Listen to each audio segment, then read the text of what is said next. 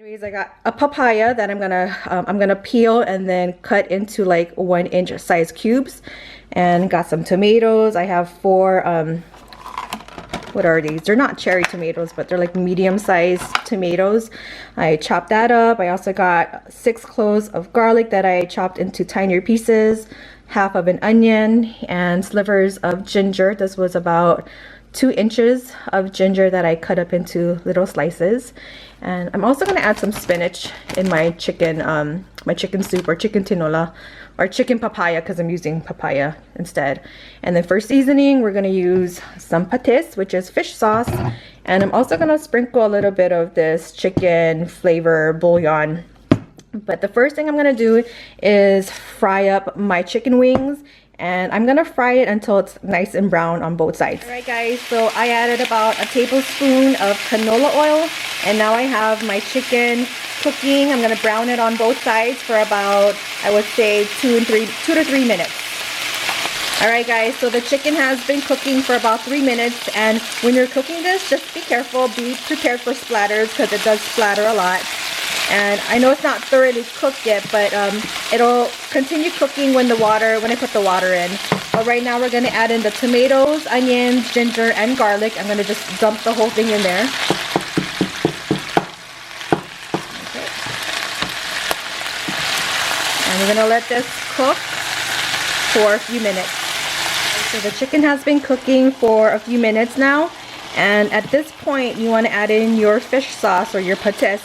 And I'm going to add about a half a cup of patis, and this smell is very strong, so just make sure that you have your windows open or light some candles, because your house will reek of patis. I'm going to just add that in.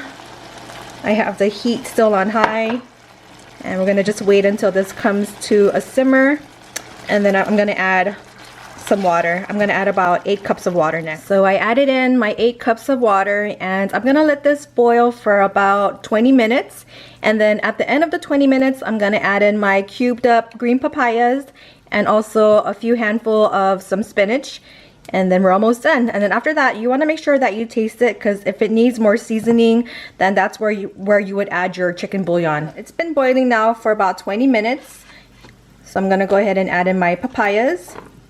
The papaya is pretty hard, so you want to make sure you boil it for at least 10 minutes, but you want to check on it just to make sure that you don't overcook it, because it can get mushy. So it's been boiling now for 10 minutes, and I'm going to use a fork to see if the papaya is ready, because like I said earlier, you don't want to overcook this because the papaya can get mushy. So let me see. Oh yeah, it's ready. See that? It's fork tender. So I have my spinach here. And this is already pre-washed, and I'm going to just add in a few handfuls.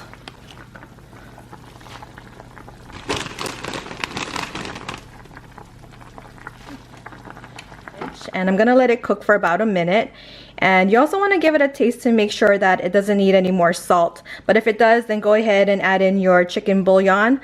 And I already gave it a little taste, and I don't think it needs any more adjusting. I think it's perfect. But anyways, this is the final product. It's called chicken papaya, or chicken tinola.